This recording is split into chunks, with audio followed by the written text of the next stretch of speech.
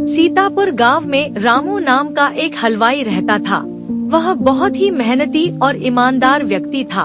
उसके हाथ से बनाए मिठाई काफी स्वादिष्ट होते थे, जिस कारण से दूर दूर दे लोग उसे अपने यहाँ कोई आयोजन होने पर मिठाई बनाने के लिए बुलाते थे। एक बार की बात है, उसके पास के गांव के मुखिया के यहाँ शादी का आयोजन था, जिसमें मिठाई बनाने के लिए रामू को बुलाया गया था।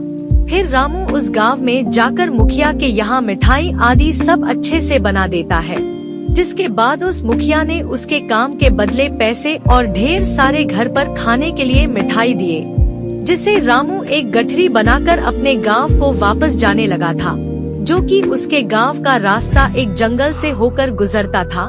जंगल काफी घना था और शाम भी हो गई थी। फिर धीरे धीरे रामू उस जंगल के रास्ते से जा रहा था कि अचानक से उसके सामने एक चुड़ैल प्रकट हुई, जिसे देखकर रामू बहुत ही डर गया और फिर डर के मारे उस चुड़ैल के सामने रुक गया।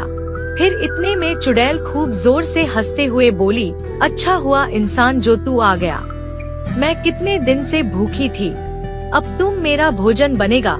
फिर डरते हुए रामू चुड़ैल से बोला, अगर आप मुझे खा लोगी तो फिर मैं कभी भी वापस अपने गांव नहीं जा सकूंगा, जिसके कारण लोग इस जंगल में आने से डरने लगेंगे। फिर लोग नहीं आएंगे तो फिर आपको हमेशा भूखा ही रहना पड़ेगा।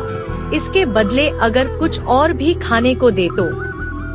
रामू की यह बात सुनकर बोली, फिर और क्या दे सकता है खाने में जिससे उसकी भूख मिट जाए।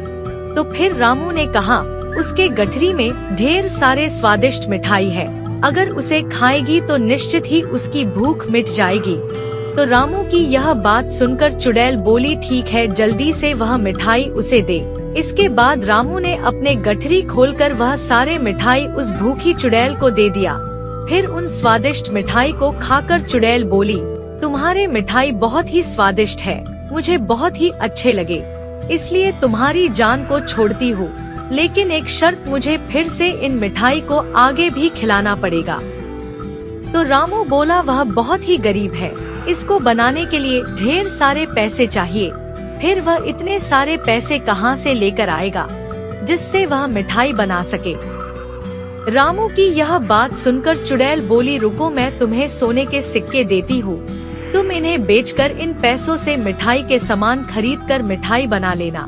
इसके बाद वह चुड़ैल अपने उस पेड़ के गुफा में गई और ढेर सारे सोने के सिक्के लेकर आ गई, जिसे देखकर रामू दंग रह गया और फिर उस चुड़ैल से मिठाई लाने का वादा करके वापस अपने घर चला गया। इस तरह रामू अपने दिमाग से अपनी जान बचा लिया और यह सारी बातें अपनी पत्नी को बता दिया, जिसके बाद उसकी समझदार पत्नी ने उस जंगल में दोबारा जाने के लिए मना कर दिया।